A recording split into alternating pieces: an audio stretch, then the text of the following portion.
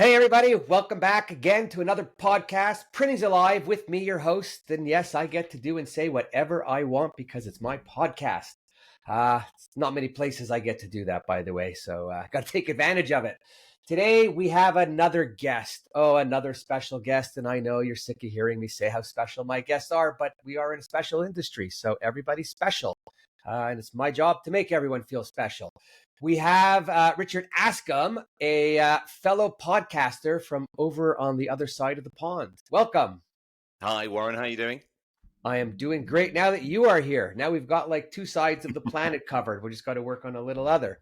So before we go anywhere, you have a podcast called Print Island, which is pretty cool. Wish I thought of that one, but I didn't. But tell us a little bit about it. Well, Print Island actually started as a speech that I was doing about 8 years ago. I was at an event in Brussels and a print event, and I decided after 2 years of speaking fairly consistently in the print industry about my own background and what I'd done to that point.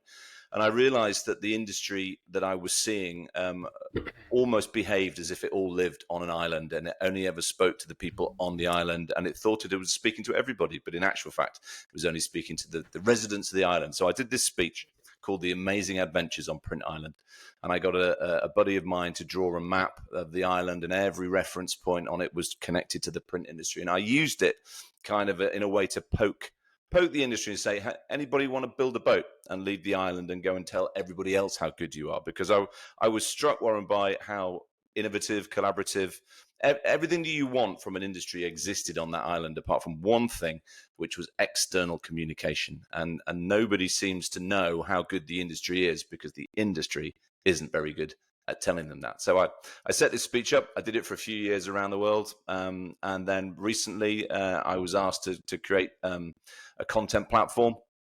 We're trying to create Spotify for print. So I came back to that whole idea, that metaphor of Print Island. And you'll find on Print Island various content streams, various channels, various verticals. But really, it's a place for outsiders to come and hear how good the industry is. So that's kind of the reasons behind it. Cool. Yeah, I've seen some of the people on, and I've watched a few of the podcasts, and I like that you got people coming from everywhere. So it's a big industry, isn't it? And I think I use this line, and it's probably just because it rhymes. But whether you're in Arkansas or Singapore, you've probably got the same problem. In terms of the print industry, and having peer support from your own neighborhood is great, but having it from a global industry, I think, is really affirmative. So we wanted to reflect the views from everywhere around the world. We have correspondents and reporters and Avengers on 6 continents, and really we want to reflect that whole world back towards itself. Yeah, no, I love it. Because I used to belong to peer groups. I used to belong to different groups around the world in print. And you're right. It doesn't matter where you are. It doesn't matter who you're sitting with. It's the same problem, right? Yeah. Why do I got to sell it so low? How am I going to get it out in an hour? I mean, those are the big ones, right? There's going to be very little that's new, isn't there? Really, because in essence, it's white bits of paper and black bits of ink normally, and varieties of that. So the basic issues will largely be the same.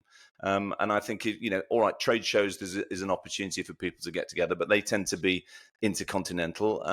So the guy that's in Singapore is very unlikely to meet the guy from Arkansas.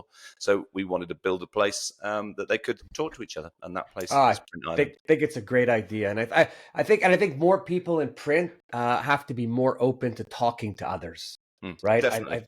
I think there's a lot of people that pass each other in passing, but don't get into conversations. I'm someone who likes to pick up the phone, even if it's someone strange, and just say, hello, how you doing? I'm calling for this. You're the person who's good at that. Do you have a few minutes? And most people are just so happy to talk and tell you and help, right? It's absolutely. And I've said this for a while now, Warren, that telling each other how good we are, patting ourselves on the back, that's fine for a day.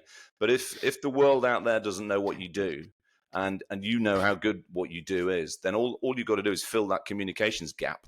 Again, I did a speech for a while called Mind the Gap, because the industry was developing beyond its consumer, and its consumer didn't know, which is why it was always asking about price. And I used to say to people, if the first thing that happens when you pick the phone up is somebody says, how much can you do this for? Put the phone down, because it's the wrong conversation. They need to know what you do, not how much it costs. Yeah, I like once you've told them what you do and all that other stuff, and then they still want to know like what the price. Um, and I think that's just our fault because of the way we've done things and put it out there. But I've said it before, but I had a customer once and I was quoted a $10,000 job, and they said to me, "Is there anything that you could do on the price?" And I'm like, to myself, I'm thinking, why does everyone do that? I don't do that when I'm buying. I like to assume, right or wrong, that everyone's put a good foot forward. I'm in the place that I chose to be, so I want to be there. I'm not there to fight with them. But my response to the fellow was, well, it's $10,000 job. I net out $1,800. Of my $1,800, how much would you like back? It's a good answer. And he goes, sorry. And he goes, you only make $1,800? I go, well, the paper's $4,200. You've got 12 hours on press. Press is $400 an hour. We got our ink. We got our fold. I haven't even shipped it to you yet. And he's like, no, okay, no, we're good. We're good. That's interesting. And all because of just putting it out that way in a different way, because it's not about, listen, you could go do some packaging and it's $100,000 and you've got $60,000 of material. Yeah, exactly. Right? I genuinely don't think people understand the cost of goods. We were talking before we came on air that I used to be in the drinks industry, and my father was in that industry before me, in the wine business, and he had a great line for a customer that ever did that sort of question. We were talking about champagne in this particular instance, and he said, what sort of champagne have you got for £10? It's a while ago, and my father used to say, the bottom half of that bottle. So it's an age-old problem, and we make it worse for ourselves, I think, in the print industry by focusing on price. And I of course I realise that's part of the conversation, but it shouldn't be all of the conversation. And given where we're at these days with the ability and the innovation and the technological, inspirational stuff, it should be about value, not about cost. It should be about value, and it should be about outcome. Right. And because it's what happens at the end. Yeah. If you keep doing it that way, you're going to be in trouble. Or, if you want, like, so I have this little T-shirt thing going on. The other day, somebody called me, and I've noticed. Sorry, is that the T-shirt that you've got currently on sale that you're wearing there? One of the 140 different ones. Interesting. And it's purple, right? Even though I see blue. Actually, yeah, this is, it's kind of funny. It's like that blue yellow thing from the internet a few years ago with the dress. Yeah. This is 100% purple. Okay. Well, so I guess viewers, we've only got his word for that, viewers. So I'm going to take out the range and you'll find out for yourself. I'm taking a screenshot because after I will then, what do you call it? Make a post with the picture of the shirt and the screen. So we'll see if it looks a little different. So that'll be good. But yeah, so all these T-shirts are all just how to promote print. And I don't know why every printer isn't going to buy one from me, from I fucking love print to I love print to touch me, I'm embellished, or I was raised by embellishment, or oh my God, ink in my veins, or it all starts with the ink. There's so many of them. But bottom line is quality T-shirt, come in multiple colors, fits nice on the arm. I do that all the time. I can't help with the stomach, though. That everybody's on their own. I feel like we're on QVC now. I've come into the wrong show. I am always on. So that's just the way that goes. And you know what? And the T-shirts, we should all have them, not just because I came up with them, but I'm trying other ways to promote print out there, to wear things, to show. Our industry is the worst at promoting print, and we do it for everyone. And this is what I always say: the world does not run without print. No. So why do we not take advantage of that?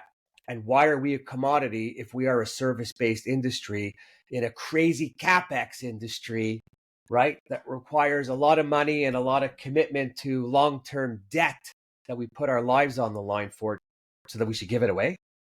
Well, this is the thing, and the irony is the first two letters in print are PR, and yet that's the thing that it does the worst. Out of all of the things that it's clever at, being responsible for its own messaging externally is why the debate rages every year: is print dead? But it only rages amongst people that have no idea what the print industry does. So for me, it's quite simple. There is just a communications gap. They don't need new machines. They don't need new techniques. They don't need new products that just tell people, and I think then they'd be surprised how quickly the phone rang off the hook. So first thing is, and I'm telling everybody, and listen carefully, print and dead do not belong in the same sentence.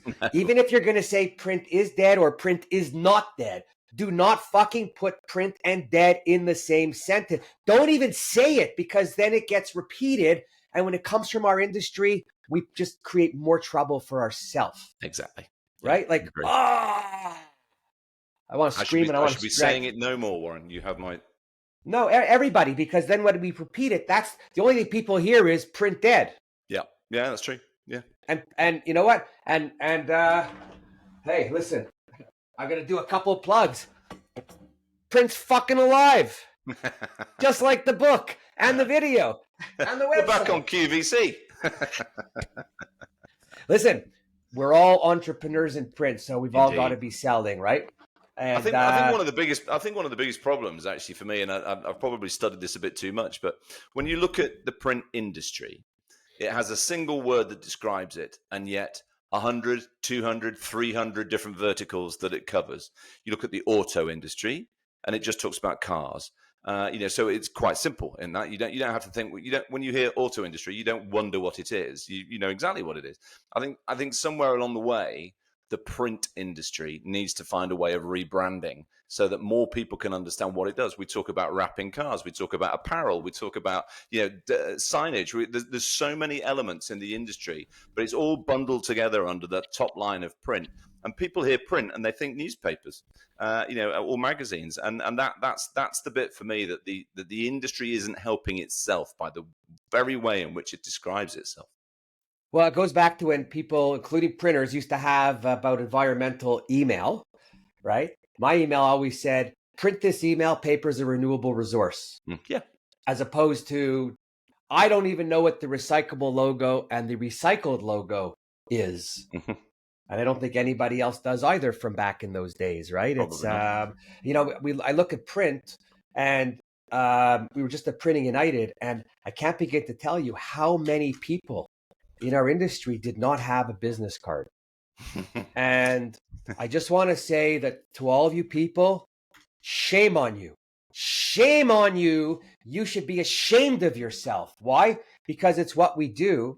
And if you look at, actually, Tactiful did a survey, the number one thing that's embellished are business cards, right? Because they work. And some people say to me, well, no one keeps them. No one does anything with them. So why have them? And I could just scan someone or give them, something to scan. And I go, okay, stop scanning. I said, you remember whose card you scanned yesterday morning? I don't remember what I just drank 20 minutes ago when I'm at a show and my head is rushing. Right? I said, but what I do know is, number one, I did a nice business card here, embellished MGI, UV, spot, all that stuff. Yeah. There isn't a person that I'd hand it to that doesn't say, wow, that's a really nice card. Doesn't matter who. It's a conversation starter, right? And that like in any engagement with any potential client, it's how you start. And that's a great way of starting. Right. Secondly, not only do they say that, but I'll talk from the me perspective. Someone gives me a card. I know who they are. I will remember them easier than not. When I get home or back to my room at the end of the day and I empty all my pockets and shit on the table, the cards I keep and I go through them. The nice cards I keep because I like the nice card. The others, I'll jot down the name and toss them because can't keep them all. But the bottom line is you keep them. It's like direct mail. Like you get your name on something, you never throw it out. Or it takes 5 days to go in the garbage on the table. I think it's a generational thing as well, though, Warren, because we grew up. I'm guessing we're similar age, mid-30s, that kind of thing. We grew up when having a business card, or the first time you got your own business card, was a thing, right? It was important. It was a status thing to a certain extent. As a young person coming out into the world of work, to have your own business card, it said something back in those days. Fast forward to now, and most of the young people working in any industry, not just print, have never had a business card. They've never been given a business card, and therefore they award no value to the actual piece of collateral. So so the scan, the QR, the whatever it is, the tap of the phone, the bump of the head, the retina scan, whatever people are doing at the moment is what they're used to. So I'm I'm kind of with you, but understanding the context of today's world doesn't require it. Yesterday's world got very used to it. There's a place for both, I think, and a little bit like I like writing in notebooks. Right. I don't need to. I could. My thoughts could be transferred by AI to a screen, but I quite like a pen and I quite like a bit of paper. But I'm 58 years old. I grew up in a different world. Right. Yeah. So, but this is the thing. We're in the printing industry. Yeah, sure. Yeah. Right. So I don't know if you heard this, but I was telling someone the story that I at one point when I was in business, I got a call from the envelope company that we deal with, and she was saying to me, "You have an unpaid bill." Okay, no problem. I apologize. Can you please send me over another one because I can't find it? And she says to me, "Well, I'll just email it to you right away." And I'm like, "If you email me that invoice, I will call your boss and have you fired." I said, because you're telling me that I don't need email and I should just send it by, I don't need envelopes. I should just send it by email to my customers.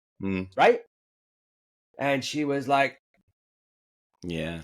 So by not having a card, we just do ourselves an injustice. Sure. Right.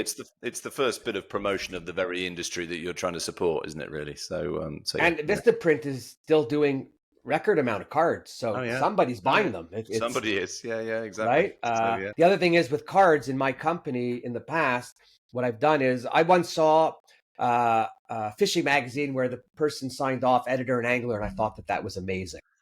Right. I was like, oh my God, that's so cool. So I went and made my card and it said founder and fisherman. And then I made a card for every single person in the company that had their hobby or passions, even the pressman, the janitor, the shipper. It didn't matter who you were, you got a card. Now, it didn't have an email because I didn't need to give everyone email, but it gave everybody being part of the family, no one being left out, everyone being proud to have a card in their hobby. And I know from going out with my card, there isn't a person I ever gave the card to that didn't look at it and go, founder and fisherman. Oh, do you mean flounder? And I'm like, you can call me whatever you want, just as long as you call me.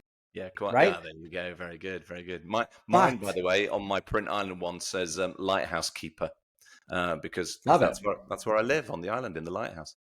But if you're in sales, any kind of sales, icebreaker, you don't need any of these trainers to tell you about icebreakers. True. Because the minute somebody looks at it, and in my case, everybody either fishes, has a grandmother, a grandfather, or some fishing story from a family member. Yeah. Which immediately, when you go into, makes anything you want to talk about after. Sure. So if you're in print and you're in sales and you don't have a nice business card, go to your boss, go to the owner, and insist on one. Set yourself up and be different than everyone else out there.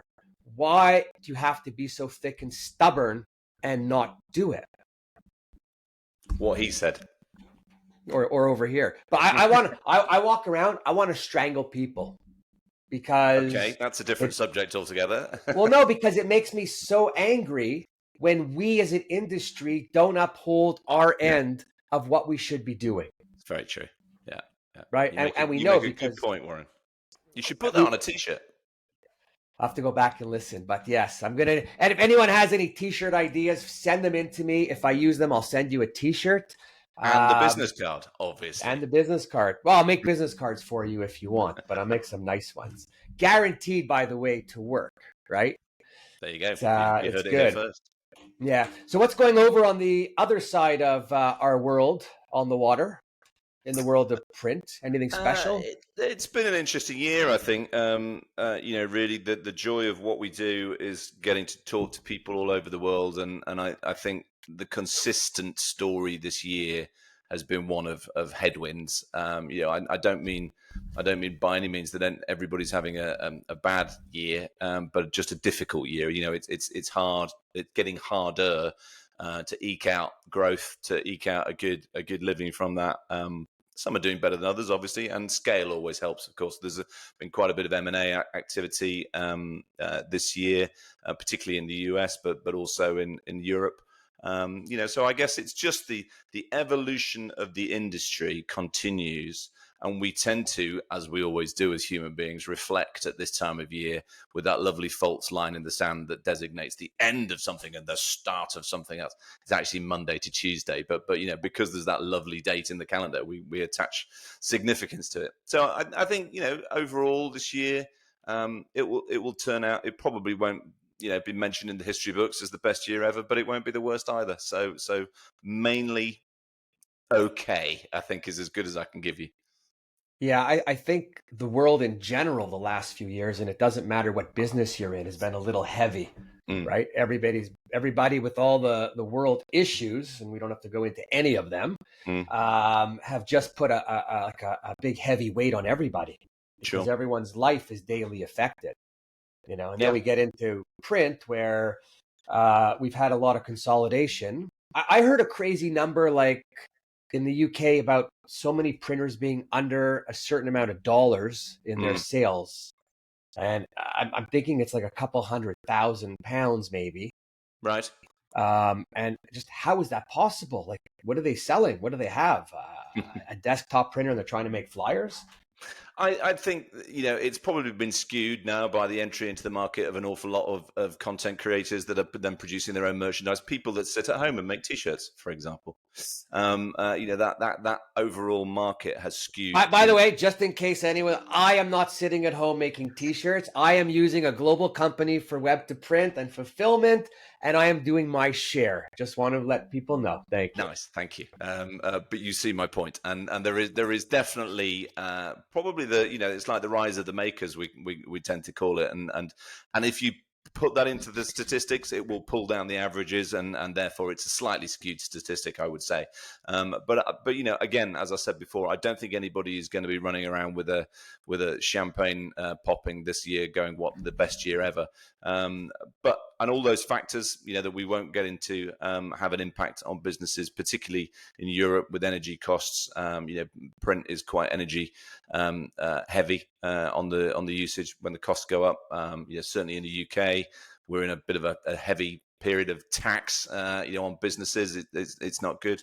So it's just one of those situations where the strongest will always survive, because that's the way of the world. We'll lose a few because that's the way of the world too.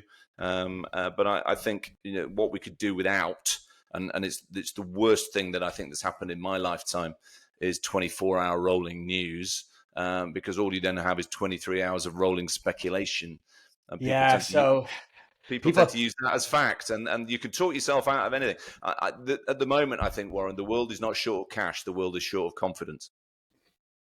I like that. So, I mean, not everyone likes what I'm about to say, but I don't watch the news anymore because, first of all, breaking news is not breaking news. It's standard news, right? It's every 15 minutes a rollover of the same nonsense.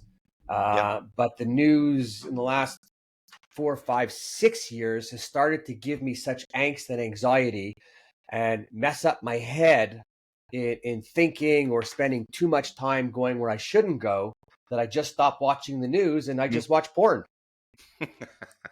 It's something for everyone. No one complains. Everybody's happy. Nobody fights. It's free. And it's been around probably as long, if not longer, than print. And do you get the weather forecast at the end as well? Is that how it works? I watch Naked Weather for that one. Nice. Okay. Yeah. Well, and it's usually very nice. The forecast is usually nice when you're watching it. Each to his own, Warren. That's all I can say. The world's moving real fast, and whatever it takes to calm you down, because, all kidding aside from the porn, which, everyone's watching whether they want to admit it or not, because it's here. But anyways, regardless, I do feel that a lot of people I talk to, friends and different people, are feeling a little choking going on these days because everything in front of them, the cost of beef, right? The cost of fruit, the cost of basic stuff, putting clothes on your family is causing people. And then you have in business, this is the other thing that I kind of blows me away. You tell someone there's a job and that there's a $30 transport charge. And they're questioning the $35 transport charge. I'm like, then you send your driver to pick it up. Yeah, exactly. Collection is free. Yeah, right. Exactly. Yeah. Or, No, I or know, and it's an unrealistic sort of expectations, and I think driven by the angry end of the internet largely. And it's the 80-20 rule, isn't it? That all we seem to hear is 20% of the people shouting. And it's if you were in a bar and there was an angry drunk guy at the end of the bar shouting, you would gently move away from him. So I think your withdrawal from the news, social media, just the noise, and just get back to where the world actually is, where it's always been, where the people are nice, and there's less anxiety. Because I agree with you, it can be quite overwhelming. And people say like, "Oh my God, why do you fish so much?" Because I get away from everybody and I get away from everything. And I'm just when you're out there on the water, whether you're standing in it or you're in a boat, you've got nature, you've got the wind, you've got the birds, the animals, the whatever. Completely takes you out of the element of business. And I think more people need to find some hobbies or something to do to keep them occupied, where their mind's not always in what they do every day. 100%. Right? Yeah. Because it'll make you. What makes you? How many people do you know that like just don't have enough hobbies, and then they go to work, they come home, they go to work, they come home. Yeah, no, I agree, and it's so important. I think you realise this as you get older, that's that time, because nobody ever had an idea when they were asked to. They only have an idea when they're not thinking about having an idea. So whether that's on a boat fishing, or I've got a dog that loves walking, and so and I live in the UK is a beautiful place to walk. So we spend a lot of time doing that, and occasionally come back from those walks and write a good idea down. And so you don't have to be strapped to a desk unless it's some kind of office porn. We've got back there all of a sudden. We got nice print porn, right? Nice fine printing gets you very excited. There you go. It's I think, and by the way, I think when people take a little bit more time for themselves, they get a little more creative. Totally. Yeah. Right. And then they're able to... our brains can't function if it's, there's constantly, the world is being thrown at it. You can only deal with so many things at the same time. And that creative side of your brain needs freedom of movement, to be able to come up with those ideas. So yeah, I'm a big believer in it. So we talk about creative. Let's go back to print companies because it's a big topic for me. I've always been into marketing. I didn't know about marketing because I never really went to class. And then I didn't finish university because I couldn't sit through class that I never went to. So it's kind of a bit of a oxymoron. But I ended up in print, and then somehow made some crazy video that either you loved me or you hated me after that one. And people say to me now, what were you thinking then? And I say I had a big vision, but the truth is I didn't know what I was doing. I just made a video for fun and then rolled with it. But then as time went on, I learned what a brand is. I learned I'm funny. I hear all this talk now about personal brand and building, and I've been doing it for a long time. I think brands in the old days used to just be the Louis Vuittons and the Gucci's and the Pradas because they were referred to as the brand. Today, every product is now using the word brand. So in our business, it just kind of flips me out a little that we as print owners working in print companies more companies haven't developed their own brand. Sure. Yeah, no, it's very true. And I think you're right in terms of a bit like media now. Everybody is a media if they're stood somewhere with a smartphone in their hand, because they can record, they can broadcast, they can do everything that they need to do. So the world in the last less than 20 years, by the way, the iPhone was only invented in 2007. So we are less than a generation into this new revolution. But in that time, the acceleration of people's perspective of themselves has changed 100-fold, 1,000-fold. And you're right about personal brand in the same way that content creators are everywhere. Everybody can make content if they wish. Some better than others, granted, but that was no different in the old days. Some TV was better than others, so it's all very subjective. I come from the drinks industry, as I said to you before, and those brands are still very well entrenched in people's minds. The Johnny Walker, the Guinness, so we still Johnny Walker Blue. Johnny Walker Blue is very good, or purple, depending on which you can see on the screen. So we should do that test.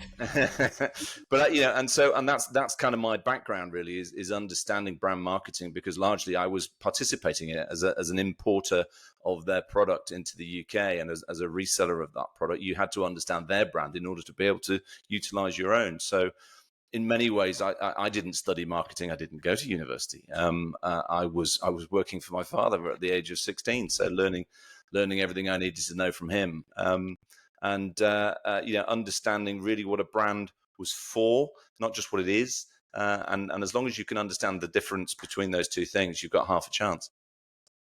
Yeah. So why is it that so many print companies haven't done anything to improve the look of who they are and what they offer?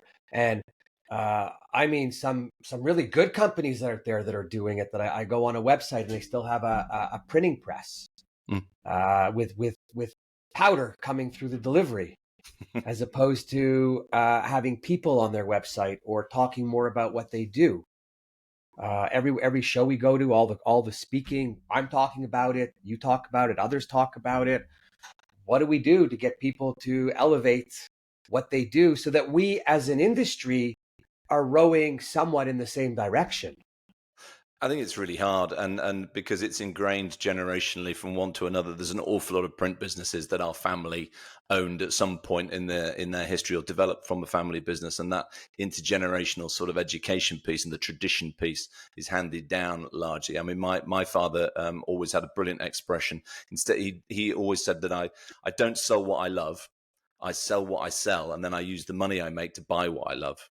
And that was so I always had that 6 degrees of separation between me and the product. I wasn't too ingrained in the love of the product. I was ingrained in the commerce that came between in the gap.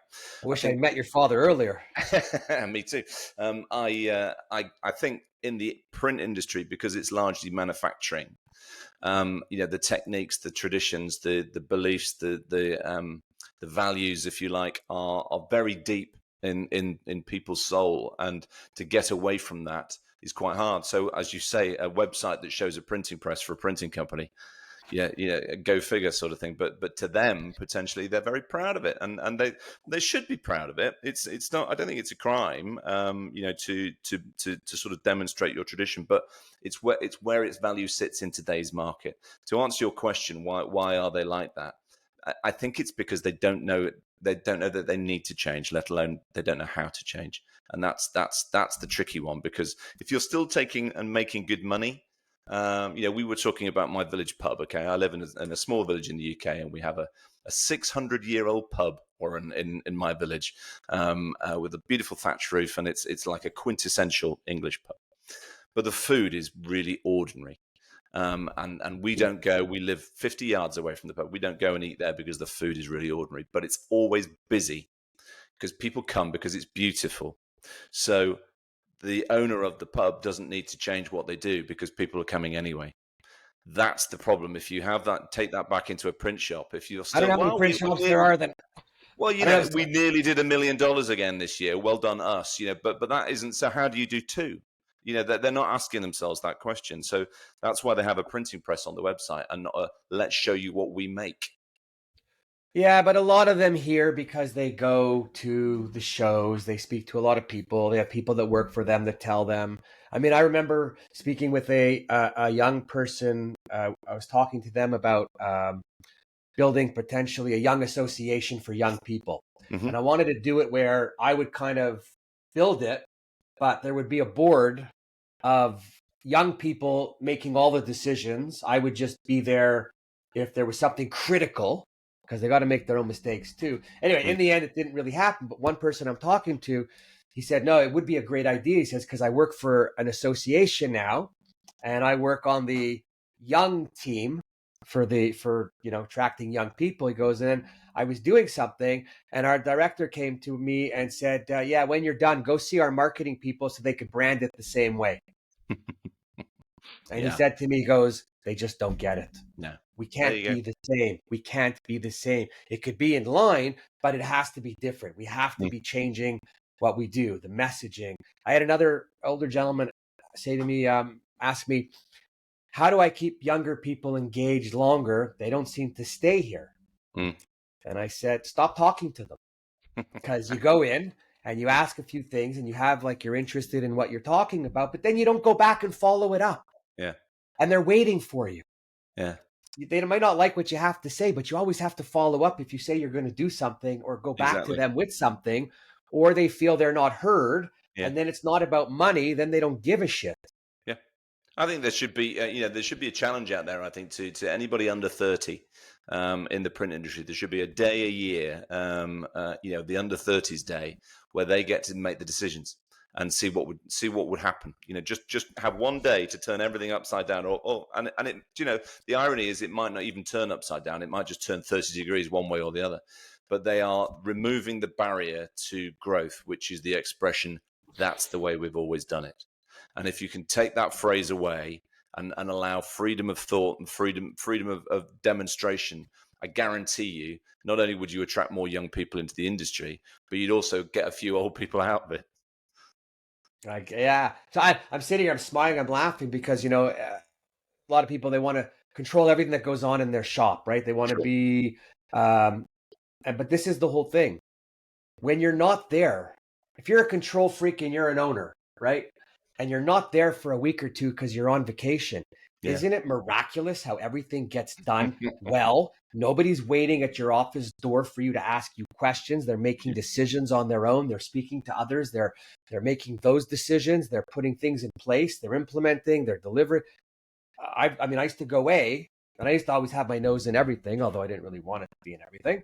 But I would go away, and you come back, and they'd be like, "You should go away again." Yeah. Well, I have a brother-in-law in business in the UK, and he's always said to me that success is when you've made yourself redundant. Yeah. Simple as, and I think it's so hard for business owners and family businesses, as I say, to get away from that, because the feeling is, that it will fall down without them, and the reality is it gets better every single time. And even if there's a mistake made, the people learn from it differently. Yeah. Because they're learning on their own. There's nobody there. When you're there with a frowned face and pouting and moody because of, it doesn't make them feel better or learn better. No, I agree. Right. And I used to say to people that would make a mistake, and even if it was 10 grand, I'd say to them, I'm not happy. Of course, I'm not happy. But if you never make this mistake again, then it was worth it. Well, as they say, the expression every day is a school day, right? And education's expensive. Oh my God. I didn't go to school, but I could probably teach an MBA class on the millions of dollars of mistakes that I've made along the way. Right? Some were short and quick, and some were long and heavy. Yeah. Right. There's a book in banking, and I think actually a lot of owners, they probably don't think about it, but if somebody sat down and asked them a whole lot of questions, they'd probably surprise themselves with the amount of knowledge they have and the experience they have from situations they've been in that they haven't really thought about. I was listening to some friends talk about their banking, and I'm thinking, oh my God, our industry was just as bad. The banks hated us. And I'm thinking back to when I bought a $5 million press and what I went through with the financing. And I was talking about it, and they were like, how did you buy a $5 million press? There aren't a lot of businesses that buy $5 million items to make what they make. Yep. Right. And then when I did that, when I thought about that, I had to sit down. I was getting dizzy and sweating. Like, what was I thinking? It was completely like, oh my. But even today, happy I did it. So there's a lot of things we all learn from experience. Indeed. Absolutely. Right? Well, we don't call it old age anymore, Warren. We call it wisdom. Oh, is that what we call it? Oh, yes. Yeah. Okay. Yeah. Hair loss is what I call it. You come into print, you have an afro. You leave and you're just down to your skin. right? It's like, what's The next? ponytails I used to have. There's the title of your next book. No, never had a ponytail. In my house, that wasn't something that would fly. Okay. You know, that and the earring were the two things that were. If you want your ear ripped off and your hair pulled out, just do them both. And if you did them at the same time, oh, you're in big trouble. Fair enough. Fair enough. Big trouble. Big trouble. So, what do you have going on? Anything nice going on? Exciting? You want to Very tell us busy with about? Print Island. I have to say, it's only been on sort of live for 5 months. We started in July, and I'm amazed by how fast it's taken off. I think somebody actually said to me last week that it's because it's bringing a fresh approach to the way that the people look at themselves and listen to themselves. I think it was needed. The timing was great, I think, for what it is that we're trying to do. So that's keeping me very busy at the moment, which is good. Looking forward to Christmas, getting a bit of time off, spend a bit of time with the family. Looking forward to that, as always. It's turned a bit cold and a bit wintry in the UK now. We've had a very nice long summer and autumn, but now it's definitely winter, snowing tomorrow, which is not good. So yeah, just sort of take a bit of time to think of what worked this year and do more of it, and what didn't work this year and do less of it. Cool. We had the snow here. We had 10 inches the other day. Like, this is it for the next 4 or 5 months. So if Okay. anybody needs me to come help them somewhere warm, just call me. I've got a lot of time. I'm available. Yes. So that would be good, right? It's always fun to move about. Indeed. Absolutely. And meet different Yeah. people. So and just on the podcast, what I like is what you're doing is a little different. What's out there. I'm also trying on mine to just bring as many different people as possible. Yes, I have some of the same suspects that are on some of the others, but my ultimate goal is to find people, either print owners, people who buy print. And I don't mean buyers at an agency. I'm talking about the lady who buys the coffee table book because she loves print, or people that buy real lithographs, or anyone who just touches print or business, or deals with people in business. The only thing I don't want is I don't really want to do OEMs, and I don't want to talk about machines and speeds Sure. or any of that, because I tend to go a little negative, because I think a lot of people don't need to keep buying what they buy. You can make some money with what you have. And I also don't think it's the same as it used to be. I think there's more of a push for the revenue, and people have lost a little bit of their the panache, the smoothness, or the Yeah. relationship of what it is, because some of these OEMs are not in great positions and they're slacking. Yeah, well, So it does reflect the change in the industry though as well, which is quite interesting. One of the new segments that we've just launched on Print Island is called the Software Matrix, and we're focusing entirely on the software part of the industry. And Chris Min, who is my colleague on Print Island, is leading that. And it's yeah, he's great, by the way. So yeah, yeah, he's a good guy. And of course, you met him in Orlando in the award-winning All-Stars team. yes. So he's leading that. We've got some great people doing some great content, and also aggregating other people's content in as well. As I said before, we quite like the idea of being Spotify for print, and then whatever you want to learn or whatever you want to hear, it's all in one place. It's all free to view, and we think we've got something that seems to be catching people's attention. So I'm very pleased with how it's worked out so far. No, I think it's good. And then, like, there's a lot of stuff coming out in North America, and there's a lot of stuff coming out from the other side where you are. Mm-hmm. And I think it's good because it could all just blend together easier. And the way everything is, people get to listen when they want, if they want, Yeah. whatever they want. Yeah, very much. Well, you know yourself, all you can do is make the stuff. You can't make people watch it.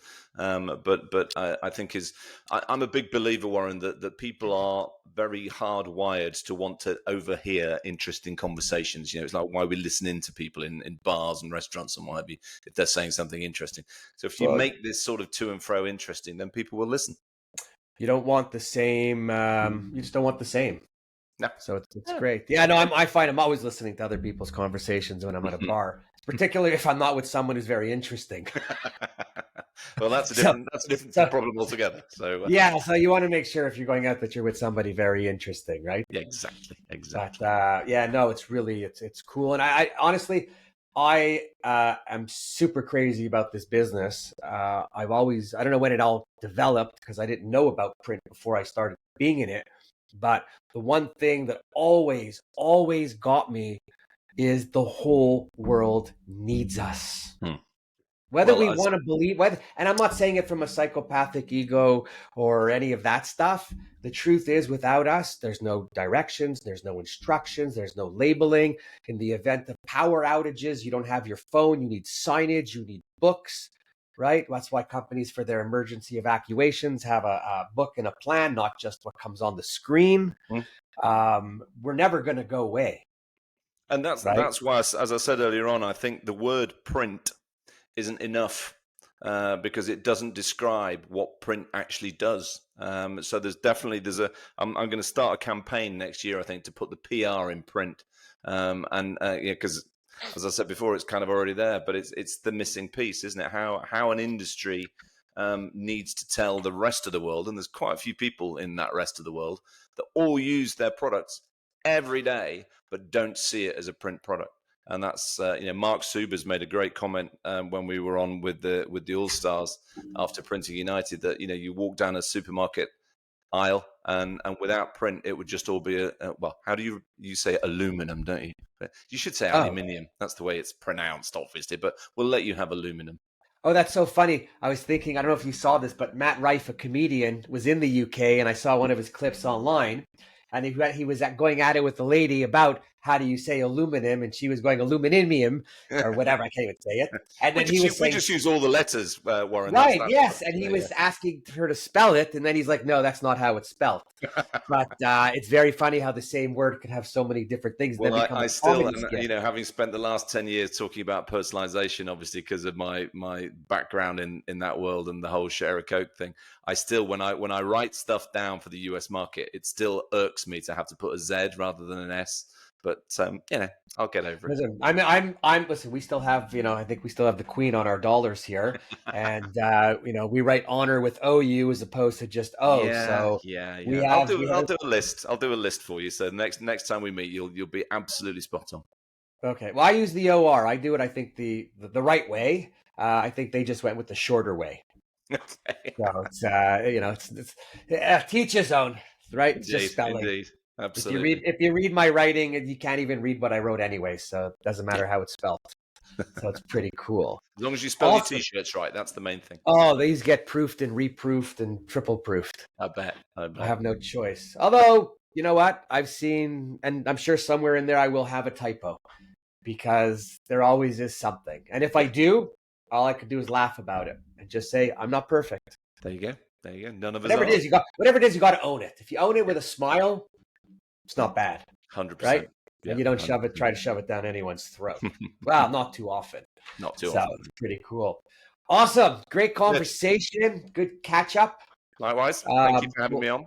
Oh, pleasure. We should do this regular so we bring two sides together so that everybody could hear. I'm good to help you with the promotion and the PR next year if you want. And I could do your loud screaming for you and put it out there because I am really, really, it's a big pet peeve of mine, the anti-marketing and the lack of interest in wanting to do it.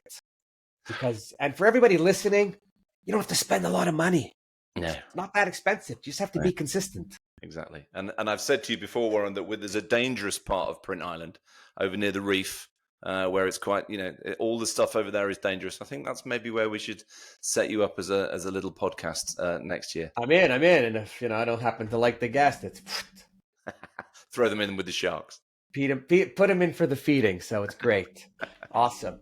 Anyway, Richard, super pleasure. Thank you so much for coming on. Always a great chat.